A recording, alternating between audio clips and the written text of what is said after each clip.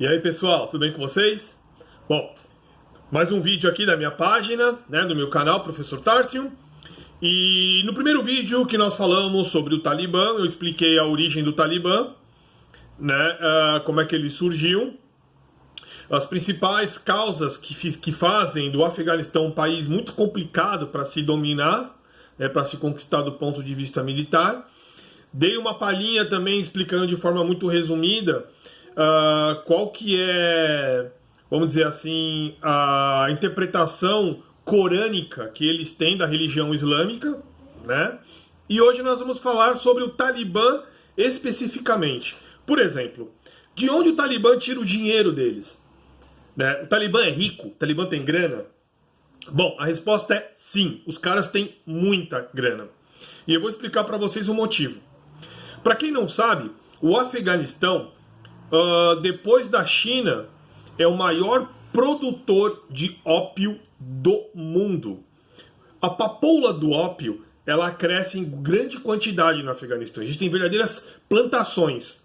E da mesma forma que os nossos seringais brasileiros, onde você faz um corte, né, e você tira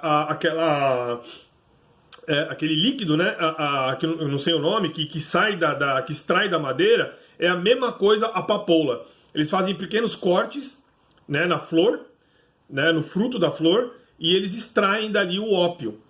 E o que eles fazem com isso? Esse ópio, ele é vendido para máfias de diversos países.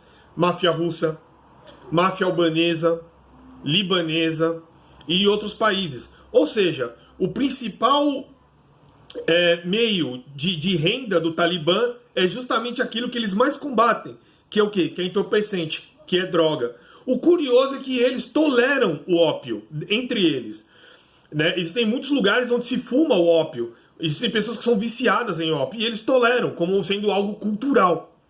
Tá ok? Então isso é muito bizarro. Uma outra coisa também, é com esse dinheiro que eles conseguem comprar armas. Tá? Então se vocês puderem observar, vocês vão reparar que somente os soldados, os bucha de canhão, que tem AK-47 russa, boa parte deles já carregam armamentos de altíssima tecnologia, como armamentos americanos e até mesmo armamentos da família AK-47, porém muito novos, como a AK-100, a KM, que é a AK moderna, né, o M de moderna. Então, assim, o Talibã, ele acabou se profissionalizando durante esses 20 anos que eles passaram combatendo, né, as forças de ocupação, no caso dos Estados Unidos, ou o governo que foi democraticamente eleito pelos próprios afegãos. Tá? Uma outra coisa também curiosa com relação ao Talibã, que mudou bastante, é que, segundo eles não aceitariam mais insurgência islâmica de outros países. Né? No primeiro vídeo eu expliquei a diferença entre Estado Islâmico, o Talibã, a Al-Qaeda e outros grupos jihadistas, né? E o Talibã agora disse que não, que agora eles têm uma interpretação de um nacionalismo islâmico próprio, onde eles pretendem profetizar isso como lei oficial do país. Tá? E uma outra coisa também muito interessante sobre o Talibã é que agora eles estão negando que estrangeiros façam parte de suas linhas. Antigamente eles aceitavam estrangeiros. Tinha muitos bósnios, chechenos, paquistaneses, que mais? Indonésios. Só que agora eles proibiram, eles acabaram com isso também. Né? Então, assim, o Talibã ele começou a criar uma espécie de identidade nacional no que diz respeito, né, ao movimento deles.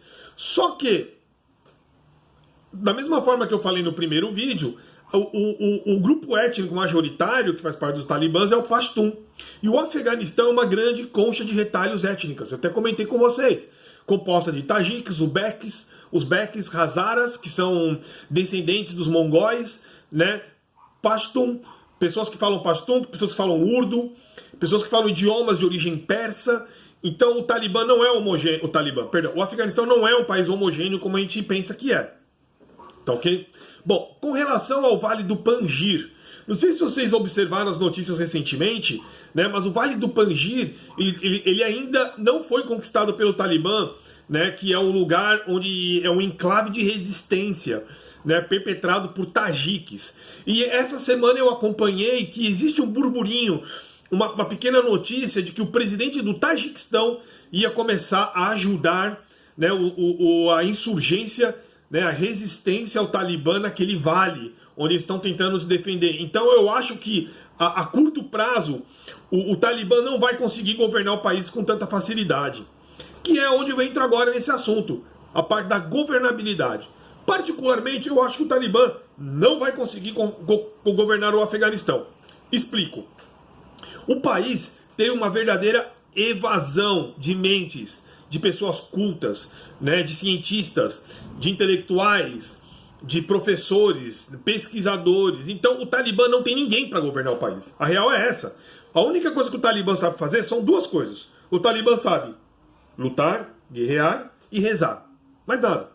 Então eles não têm uma pessoa que cuide do Ministério da Tecnologia, ou do Ministério da Agricultura, né, ou do Ministério das Ciências, né, e assim por diante, da economia, né, como dizer assim, de questões civis. Não tem, eles não têm ninguém. É por isso que eles estão desesperados com esse discurso, né, apaziguador. Não, agora a gente mudou, a gente é mais tolerante.